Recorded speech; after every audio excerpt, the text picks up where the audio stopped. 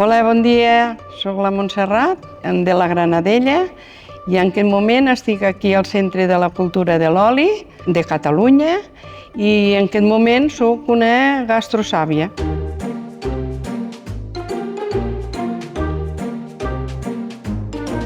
Bueno, doncs avui farem orelletes. Els ingredients són ous, sucre, una mica d'anís, un polsim de sal, una mica de llevadura, matafaluga, soliandre i una rama de canyella, aigua i una tasseta d'oli. I també una mica de raspadura de llimona i la farina, la que caldrà. Doncs vinga, ara començarem a posar a bullir la matafaluga i la canyella. Farem a trossos perquè agafi més gust. Ara això ho hem de deixar bullir un ratet perquè així donarà el gust i després això ho tirarem per suquet a la pasta. Després començarem a fer els ous. Ara, quan tinguem les clares separades, muntarem les clares i a l'estar muntades les clares després començarem a posar el sucre i els altres ingredients. Ara s'han de pujar les clares a punt de neu. Això a vegades costa una miqueteta. Als temps d'ara ja ho fem amb una batidora, però antes ho havíem de fer així. Ara ja tenim les clares batudes a punt de neu. Ja hem fet la infusió. Quan se posa a la pasta ha de ser freda. Comencem. Ara he posat els rovells de l'ou, posaré el sucre, que està aquí, i anar pastant.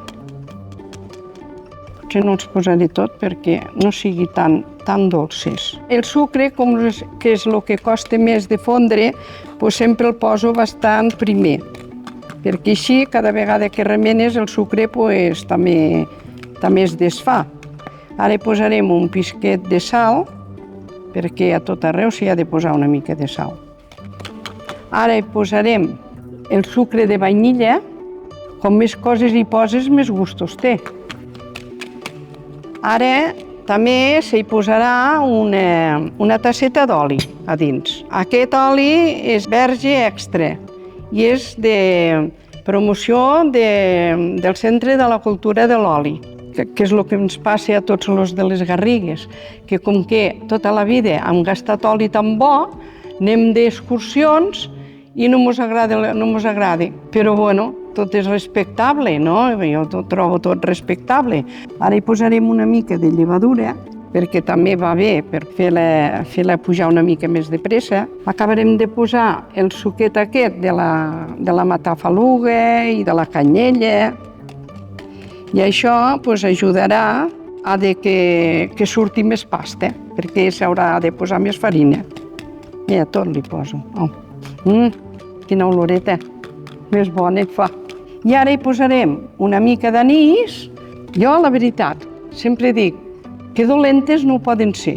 La meva mare em deia, tot és bo que l'olla cou, si no hi poses res dolent. No, com que abans no teníem forns ni cunyes per coure-ho perquè teníem focs a terra, passava que no teníem un forn per posar un pastís.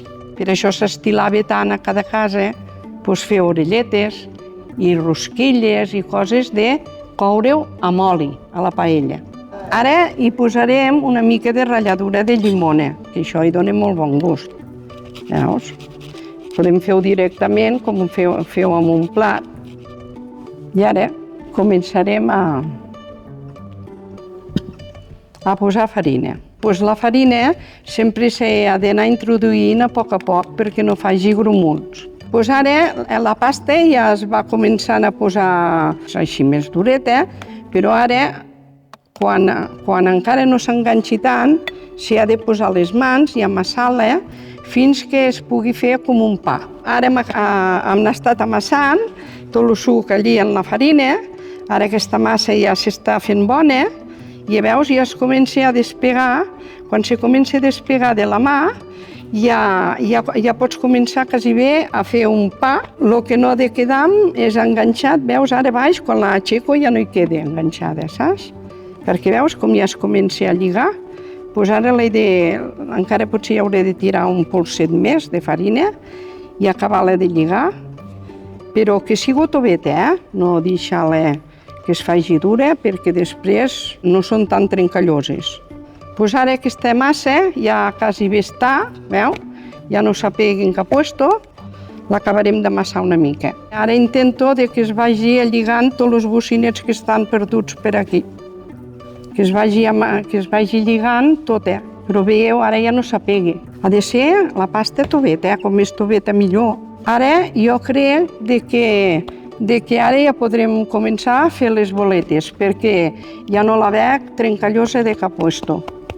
Ja està amassada. Hem agafat un drapet, posarem farina perquè no s'apegui de dins i ara farem aquí una boleta amassadeta, així. Vull que em quedi una mica compacte, veus? Farem boletes així. Segons la mida que fas de bola, es queda la coca. Si les fas petites, la coca no s'estira tant. N'hi podem fer una mica més grosses, més petites. I ara posarem un drapet damunt perquè la massa no s'arrofredi, així que no s'apegui. I ara posarem aquest drapet així. I el deixarem aquí, que la massa es faci bona. I al cap de mitja horeta o així, ens posarem a coure les coques. Doncs ara, passat mitja horeta, que hem fet els panets, ara mirarem aquí, a veure, han pujat una mica. Agafarem un panet, taparem perquè es facin bons. I ara, mira, inclús intentaré aplanar-lo una mica amb això perquè crec que costarà d'estirar-los. Perquè això és una coca que s'han de fer molt finetes. S'han d'estirar molt. Jo m'agrada més fer-les amb les mans. La coca de la cassola es fa així. És de la manera que es fa més bé. Per això, les nostres padrines les posaven al genoll.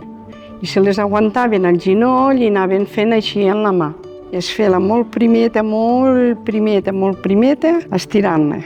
La vas estirant, estirant, que quedi molt primeta. La vora sempre queda el bocinet, que fa un rebuixet, però això ja ho fa la coca. A mi me menjo sempre el de la vora perquè no porta tant sucre. Aquí ara hem estirat ja la boleta, que hauria d'estar una mica més estiradeta, però bueno, intentarem fer-ho el millor possible. S'ha de fregir i sobretot és no cremar-les. No posar-les rosses. Han de ser bastant blanquetes. Per a mi, em sembla que està bé. Acte seguit s'ha de tirar el sucre. L'essencial és això. Ja sento olor de coca a la cassola, jo.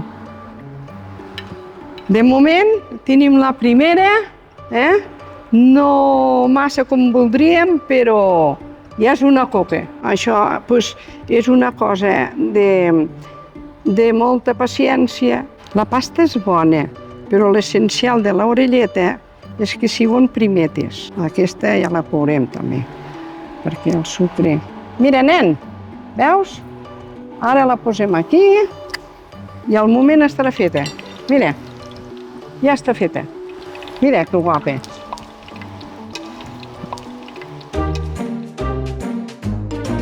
De moment, aquestes són les primeres, que a vegades no surten tan bé, però bueno, ara la provarem. Jo em sembla que de bona ho serà, Encara està una mica calenta, però bueno, ara la provaré. Perfecte. Era el postre més bo que teníem, perquè teníem tan poques coses que no podíem anar al supermercat a buscar tantes, doncs mos encantava a tots i encara agrada a tothom l'orelleta, perquè si n'hi ha a les tendes se'n va a buscar. M'agradaria que la gent continuessin fent orelletes, però clar, també entenc que el temps potser és més valiós ara amb d'altres coses. Però, mira, quan un se faci gran i es jubili, que faci orelletes.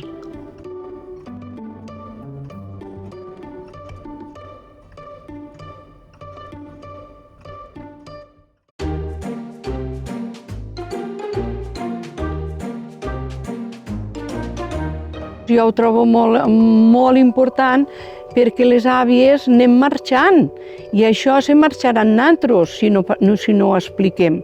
Tota la generació nostra, el que han passat, no ho sabran mai. Han passat a no tindre res, havent de partir una llesca de pa, i antes estàvem ben gordets també i no menjàvem gran cosa, perquè quasi bé a les cases no anàvem a comprar res. Mira, teníem conills, teníem gallines, teníem el tocino que el teníem que a l'hivern matàvem el tocino.